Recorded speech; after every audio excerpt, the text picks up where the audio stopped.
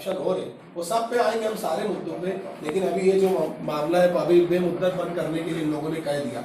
अब इसके लिए रोज कमाने रोज खाने वाले हैं, तो इसलिए किस तरह जिंदगी गुजारेंगे, इनका घर कैसे चलेगा, ये सारी दिक्कत, तो यही सारे मंजर लेकर हम सामने आए।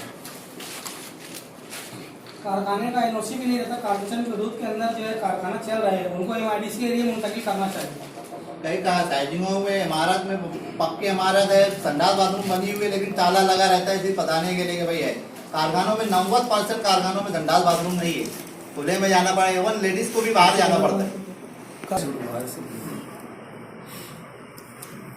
कई बार लेटर देने के बावजूद भी सर आज तक कोई एक्शन नहीं हुआ। अभी बेमुद्दत बंद है, इसमें आपातकालीन फंड कारपोरेशन की तरफ से मजदूरों को निकालो और कोई आसान शरायत हर मजदूर इसका फायदा उठाए। ये हमारी डिमांड है कि आप ऐसे कोई स्कीम निकालो कि हर मजदूर को इसका जो घर चलाने के लिए मिलना चाहिए पैसे, क्योंकि ये अपनी मर्जी से बंद कर देते, उनके बंद हम इंटरफेयर नहीं कर सकते। लेकिन हमारी जो डिमांड है हमको तो चाहिए ना, लेबर एक्ट के तहत बंद, अगर मालक की तरफ से बंद है तो उसको पेमेंट मिलना चाहिए।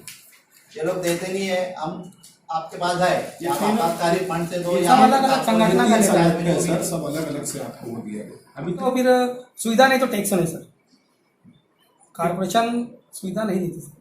इसके अंदर बहुत सारे कारखाने का एनओसी नहीं है। अगर डीपीआर रोड पर है, कारखाना बना हुआ है तो 5 फीट अंदर नहीं है, कायदे से नहीं अतिक्रमण किया हुआ है, उस पर कार्रवाई होना चाहिए हाल में भी होना चाहिए। सही बात।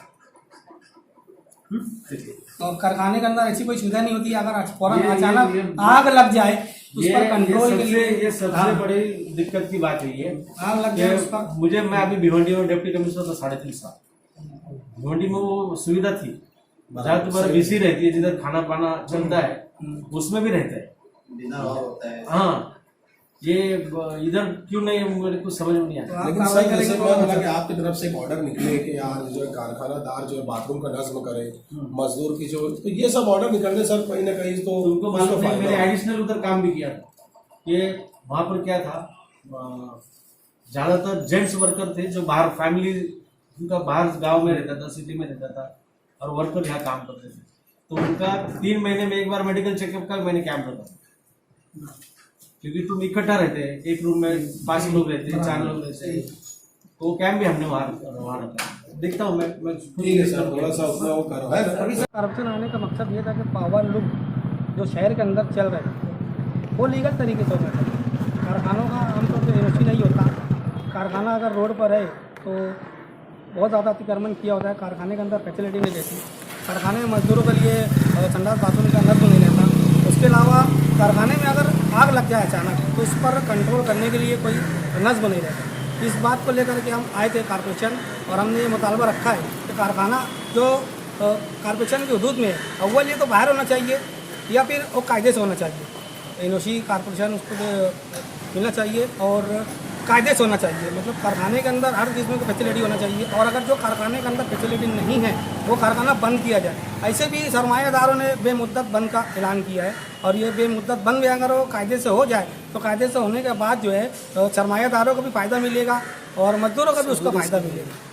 अच्छा, इस पे आपने मतलब जो निवेदन दिया, ये किस जानिब से मतलब निवेदन दिया गया? निवेदन जो कामगार संगठन शिवसेना कामगार सेना, शिवसेना कामगार सेना के साथ साथ और दीगर समाजवादी संगठन भी है और दीगर ऐसी और यूनियन है। तो कमिश्नर साहब ने आपको क्या आश्वासन दिया? कमिश्नर साहब ने आश्वासन दिया कि हम इस पर कार्रवाई करेंगे। हमने उनसे ये बात कही है, अगर कार्रवाई नहीं होती है तो फैसिलिटी नहीं तो टैक्स नहीं। हमने साफ लफ्ज़ में ये कहा है कि अगर फैसिलिटी नहीं मिलती तो हम टैक्स अदा नहीं करेंगे कॉर्पोरेशन। जब भी मालेगांव शहर पे हालात चाहे किसी भी किस्म की आए, चाहे मजदूर पर आए या और लोगों पर आए, तो उनकी ये नहीं सोचती कि क्या करना चाहिए, वो मैदान में आती है। तो इसी तरीके से मुझे ये लगा कि कहीं एमडीएफ को ये लगा कहीं ना कहीं जो है ये अभी जो बंद का ऐलान हुआ, अब यहाँ पर ऐसे मजदूर हैं जो रोज़ कमाते हैं रोज़ खाते हैं, तो इनके दर्द को महसूस कौन करेगा। तो ये देखते हुए हमने ये भी डिमांड की कि कम से कम जो बुनकर जो मालक है, जो लूम के जो मालक है, वो कम से कम इनको जो 1500 या कुछ भी ऐसी शक्लों के अंदर जो इनको पैसा दे।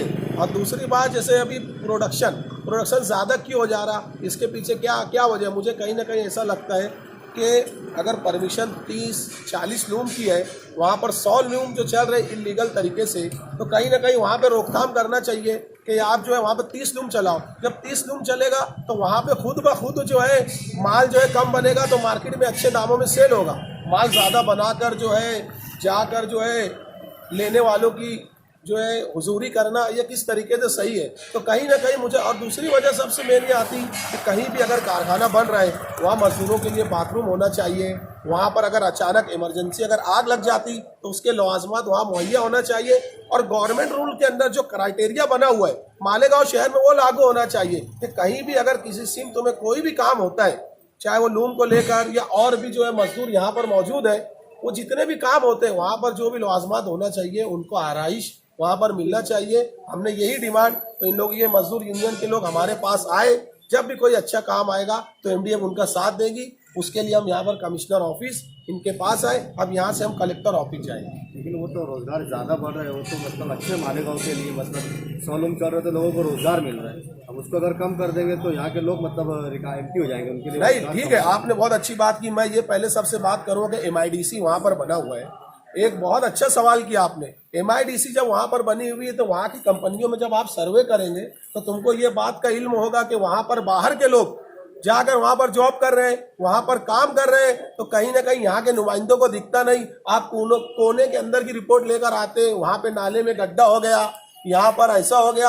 अरे भाई तुम ये देखो, ये जो मजदूर जो मालेगांव शहर जिसकी वजह से बुनकरों की वजह से मजदूरों की वजह से चल रहे, इन पे क्या हालात आ रहे। इनके लिए लड़ने वाला मालेगांव शहर में कोई लीडर नहीं है। सिर्फ वो बयानबाजी, 10 लोगों के साथ फोटो खिंचा लेना, उसके बाद जो है गटर के पास जाके हम ये मुद्दे पे लड़ रहे, भाषण दे देने से काम नहीं होता। तो MIDC के अंदर जाकर देखो, दूसरे लोग बाहर गाँव के लोग वहाँ पर मजदूरी कर रहे, वही काम अगर मालेगांव शहर के लोगों को, यहाँ के मजदूरों को अगर वो काम मिलेगा तो मुझे लगता है कहीं ना कहीं मालेगांव शहर के जो मजदूर है उनको रोजगार वहाँ पर जरूर मिलेगा। कितनी ढेर सारी कंपनी आप सर्वे करो, मैं खुद एक बार गया वहाँ सर्वे किया तो मालूम ये पड़ा कि ज़्यादातर मजदूर वहाँ के बाहर के हैं। जबकि पहला रूल्स ये है कि अगर कोई कंपनी वहाँ पर मौजूद होती है तो उसके लिए वहीं के वर्कर जो मालेगांव शहर के वो वहाँ पे काम करना चाहिए। और इंशाल्लाह MDF इस मुद्दे पे बहुत जल्दी कार्रवाई करेगी।